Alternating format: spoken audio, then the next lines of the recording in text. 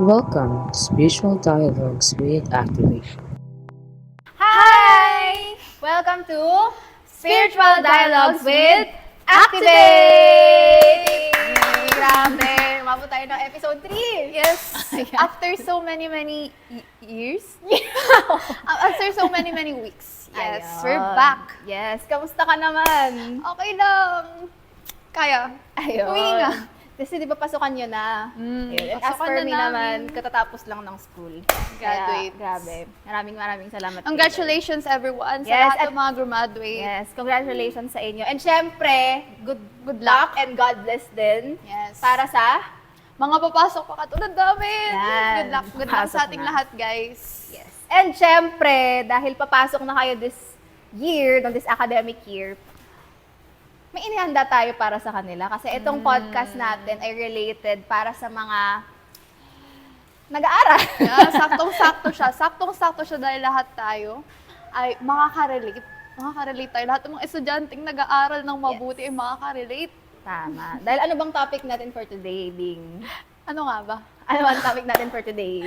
Wait Ang lang. topic natin for today ay redefining academic validation beyond The the classroom. Classroom. Ayan. So medyo ano siya no, technical. Kaya i-define natin ano bang ibig sabihin ng academic validation? Para sa muna, ano bang ibig sabihin ng pag sinabing academic validation? As for me, siguro simula dati, yung academic validation for me is like, yung satisfaction, yung validation na nakukuha natin sa ibang tao. Like, ang galing mo, yung gano'n na mapapakita mo sa kanila yung na magaling ka. Oh, Pero dahil nag-excel kunwari ka sa mataas isang yung grades mo, tapos parang, ay, galing nababalidate mo. ka na. Kaya nga. Galing ko, ganyan. You're very nice. Ayun. Eh sabi dito, ayan, kuha tayo ng professional definition. And so sabi dito, yung academic validation daw is yung feeling ng self-worth, parang yung self-worth na directly tied sa academic grades, academic performance. So parang yun pala yung ibig sabihin ng academic validation. And School. for sure, parang sa generation natin, naabutan, kahit saan naman, parang from generation to generation, parang meron ng issues, meron ng conflicts, parang sobrang bigat na bagay pag sinabi nating academic validation. Kasi, Yeah. Sige, ikaw, bilang achiever ka rin, di ba? Parang, anong feeling kapag bumaba yung grades? Siguro kasi nasanay ka na din. Kunwari, nasanay ka na ganito yung ina-expect sa'yo. Nasanay ka na nandun ka lang. Tapos biglang, nag one step Diba? backward. So parang, Mabigat siya sa feeling. masakit siya, ganyan. And for sure, lalo na ngayon, di ba, parang sobrang talamak na ng social media. Totoo. Siyempre, mas tumaas yung expectations na hala, pati yung mga Oh, followers kaibigan ko. ko. Followers ko. Nagmamay day sila. Nagmamay day sila. Ako wala akong mamay day. Yeah. So parang medyo mas tumitindi yung expectations natin sa sarili natin, yung expectation ng ibang tao sa atin. So parang mas pressuring siya. Kaya ngayon, yung topic natin is i-redefine natin yung academic validation. Kasi ano ba yun? Bakit ba? Ano ba dapat ba nating i-embrace yung academic validation na yan? Ano mga dapat ang nagmamatter ba talaga? Ayun. So ikaw, anong take mo sa topic natin for today?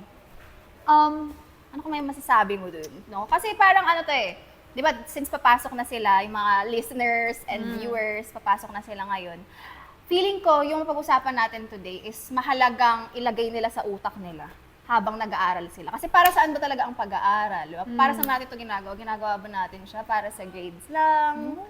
Ano ba ang inspirasyon mo sa pagpasok mo sa school ngayon? Ang maging successful. Maging successful. Maging successful, ang may matutunan syempre sa school. Kasi, as for me, yun yung tutulad sa tanong mo tayo na, yung school, ginawa siya para may matutunan tayo. Yung grades, ano lang siya, parang, i-recognize lang yun, na yung mga na hard work ka. Oh, ang galing mo, kaya binibigyan ka ng rewards, totoo. ng ano. Pero ang pinaka-essence for me sa kanang school is, yung kung may matutunan ka ba talaga. Wala yung taas ng grades natin minsan kung wala tayo natutunan. Ganun, di ba? Like, galing dito, ganun yung mga nakuha mong isasagot dun sa test paper nyo. Pero at the end of the day, wala ka natutunan. So, parang wala rin siya. Ganun Totoo. for me. Tsaka, kasi di ba, pag sinabi nating grades, ano lang siya eh, parang sobrang limited lang nung minimeasure niya. Kunwari, mag-review ka naman. Sobrang, alam mo, binigay mo lahat. Pero dahil bumagsak ka lang sa isang bagay, tapos yun lang yung minimeasure ng grades Yun lang yung na yun. minimeasure. Parang, Sobrang hala, biglang bababa na yung grades mo. Totoo. So, di ba? Kaya totoo yung sinasabi talaga na, ano yun, grades. doesn't define who you Tama, are. oo. Hindi niya dinedefine kung ano yung potentials mo, kung ano yung kakayahan mo. Yan din, define Kaya- ng future ng buhay. 'Di ba? Kaya yung academic validation, feeling ko, kailangan natin siyang, ano bang dapat natin gawin sa kanya? Kailangan natin siyang i-ganon. Ano yun? Ano to? Gets nyo na yun. Gets nyo na yun? Na joke lang. Ano Kasi yun? parang kailangan natin siyang, anong tawag dun sa term na yun? Kailangan natin siyang makita sa ibang paraan. Bagay. Kasi parang hindi siya academic validation na nakatay sa grades lang. Parang ang maganda kapag nakita mo yung academic validation is, okay, hindi siya validation in the sense na, dun na nakabase yung buhay mo. Na, kapag wala ka grade. Parang wala ka ng worth. Oo, parang, ano ko na, ang hina-hina ko. Kaya, hindi ka na tao. Oo, parang gano'n. Pero parang pwede natin siyang makita in the sense na parang mababalidate, tama ba yung word? Parang mababalidate ka na, okay, parang after all the things that I did, mataas man o mababa yung grades ko, parang I still feel validated academically kasi Totoo. sabi mo nga kanina, May meron natutunan kang ka natutuhan. Oo, Parang doon, for me rin, parang doon siya nagkakaroon ng meaning yung pag-aaral natin talaga dun sa may kapag may natutunan ka rin talaga. Tama.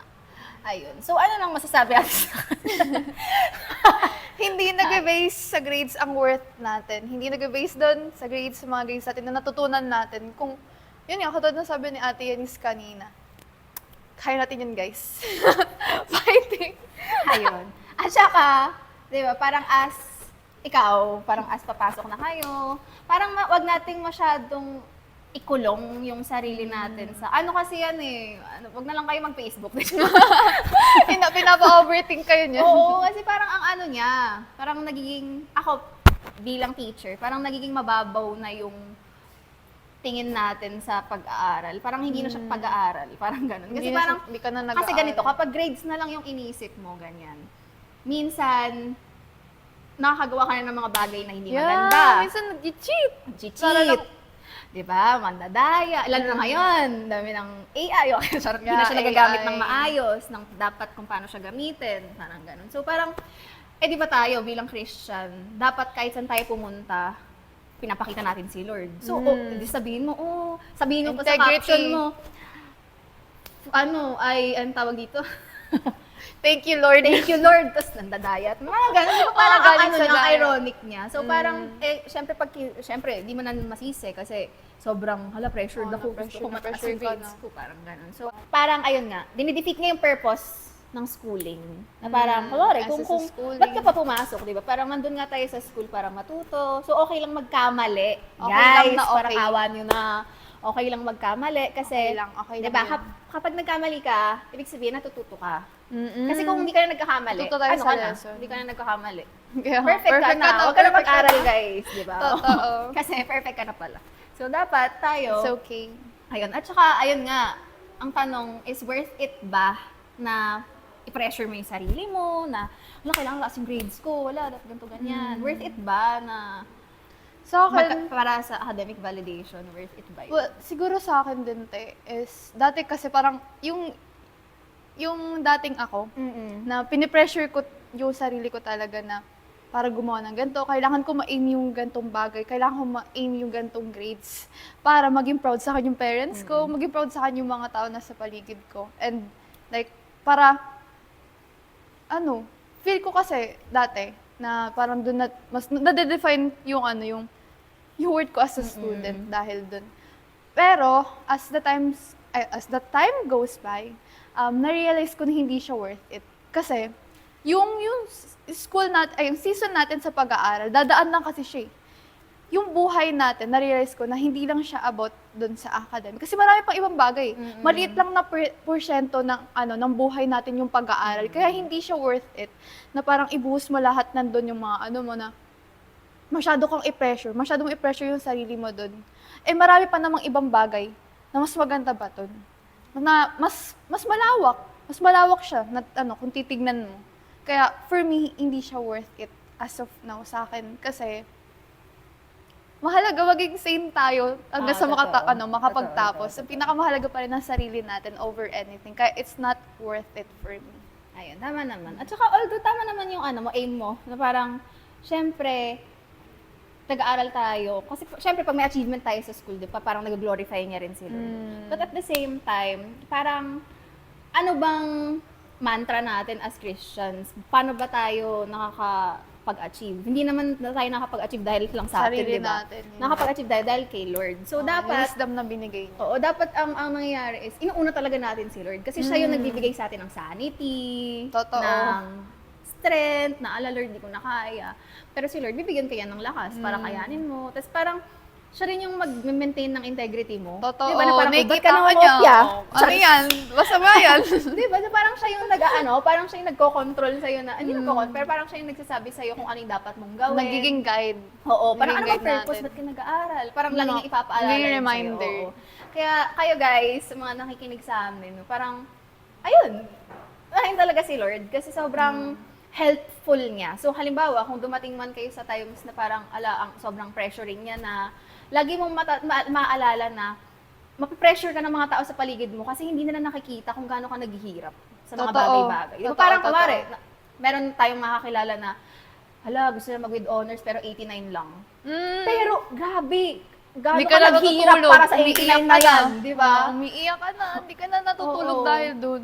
Tapos meron pang iba na parang, sasabihan sila na, hala, ba't 89 ka lang? Mm. Eh bakit? Hindi naman alam ng ibang tao kung gaano ka naghirap, 'di ba? Pero sinong nakakaalam kung gaano ka naghirap, ano yung hard work mo doon?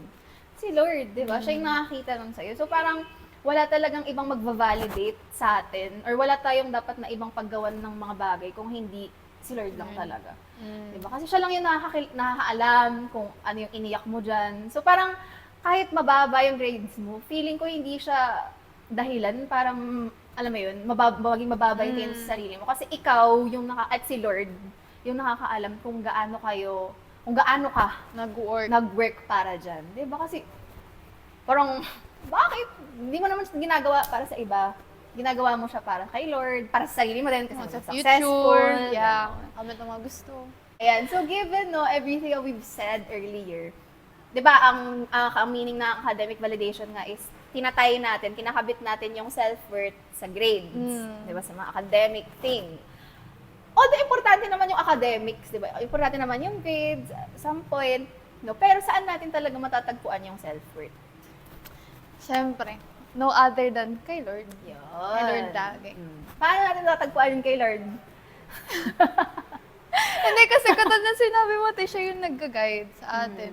Siya yung nakakita ng mga struggle natin, ng paghihirap, ng Tama. labor, ng works Oo, natin. totoo. So, parang alam niya kung ano yung magiging reward, magiging pinakamagandang reward para sa atin. So, for me, aside dun sa mga rewards na nakukuha natin kapag nag-excel tayo sa isang bagay, yung reward na nakukuha din natin kay Lord, yung binibigay niya sa atin is ang pinakamaganda rin na reward. Tama. Kapag At saka, 'di ba, pag Christian nga, ang quote nga natin diyan is do it for an audience of one.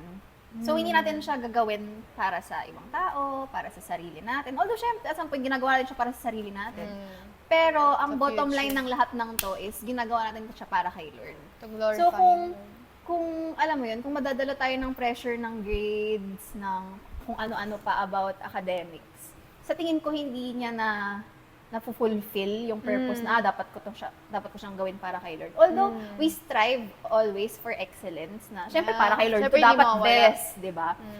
Pero best ba kapag na-pressure ka, tapos mangopya ka, na-pressure ka, na-cheat tapos ka na. magaganto ka na, pressure ka, tapos ganyan. Napupush Hindi ka na siya. gumawa ng mga Oo, mga masamang Oo, bagay. masamang bagay. Hindi na siya, 'di ba? Pero kung Nawala na. alam mo yun, pero kung ibibigay mo kay Lord yung parang will na, okay, Lord, alam ko namang ikaw bahala sa akin dito. Parang ganun. E di syempre, alam mo yun, parang hindi ka mafo-force na gawin yung mga bagay na hindi mo dapat gawin. Kasi alam mo na ginawa mo yung best mo, si Lord yung naging guide mo. Parang kunwari, papasok ka sa exam, sobrang hirap ng exam na yun. Pero dahil si Lord yung, alam mong, guide mo, siya yung magbibigay sa'yo ng talino, parang, okay, magagawa mo Chill yung ka, best no? mo. O, parang may Parang, confidence ka, di ba? Kaya mo yun. Oo, Kaya mo so, lutasin yun. Yes. And kahit, oo, siguro at some point, baka hindi mo makuha yung grade na gusto mong makuha. At end of the day, alam mo na ginawa mo yung best mo. And alam mo na ginawa mo pa rin talaga siya para kay Lord. Totoo. Diba? So, Kasi parang may plano si Lord pa rin Oo. nun. Kapag hindi niya binigay, kaya sabi lagi natin na, pag hindi niya binigay, ibig sabihin may iba pa siyang plano. Laging Totoo. ganun yun. Naniniwala Yeah. ako sa ganun. And talagang meron siyang, actually, ibibigay niya naman talaga siya sa'yo eh. Lalo na pag nakita ni Lord yung hard work na pinakita mo, yung Totoo. integrity na meron ka. Minsan, may mga pagkakataon lang talaga na hindi ibibigay sa'yo ni Lord. Kasi minsan, halimbawa sa akin, na-experience ko na parang may time na ang mababa yung grades na nakuha ko. Kasi ang point pala dun ni Lord is gusto niya na maging humble ako. Parang Hinahumble gano'n. daw. Oo, hinahumble Binabalik ka sa umpisa. Oo, na parang wait lang. Parang masyado na yatang taas ang tingin sa sarili mo. Kaya nga. Gano'n. Masyado ka ng kampante na Oo, kaya mo na yan. Kaya mo yan. So parang Hindi bigla ka niya na akong naghihirap. anak. Hindi ka na naghihirap Oo, pa. di ba? Parang bigla yung pinaalala sa akin na, oh, nak, masyado kang ano. So, Na, ito lang, kampante wake ka up na. call lang. Ganon. Na hindi ikaw yan, ako yan. Parang ganon, sabi ni Lord. Kaya parang, ayun. So good thing din na makita natin yung mga ganong bagay. Na hindi natin makita black and white lang yung mababang grades na. Kunwari, mababang grades mo, mababang grades mo. Wala na. Doon ka na. Stop ka na doon. May learnings siya. Parang kahit mababa yung grade mo, win pa rin siya kasi may ipaparealize sa'yo si Lord na, oh, ano ba yun? At yun Ay, yung humble down ka ulit. Oo, parang gano'n. So yun yung dapat nating parang makita na parang, kung mababa mo yung grades mo, ano kaya gustong sabihin sa akin ni Lord dito? Baka may gusto siyang malaman ko, baka mag-aaral pa ba ako mabuti? Oo nga. Ganon. Or baka naman, May message pa. oo, parang gano'n. May gusto pa siya na gustong gawin natin. Oo, parang gano'n. Para mas, di ba, makamit natin yung gusto nating makamit. And para sa kanya din. So, ayun. Kaya sana, para sa inyo at para sa kanila. Para sa ating mga kung ano nag-aaral. dyan. Wag natin masyadong i-pressure yung sarili natin. Kasi numbers lang yan at the end of the day. Diba? Hindi niya ma-define kung ano yung buo mong pagkatao. Hindi porket. At saka minsan kapag katapos mong mabigyan ng medal, okay na, tapos Kaya na. nga, Kain doon kayo na sa siya. Jollibee, tapos na siya. Tapos na. Bye. Go na ulit sa Tas buhay. wala na.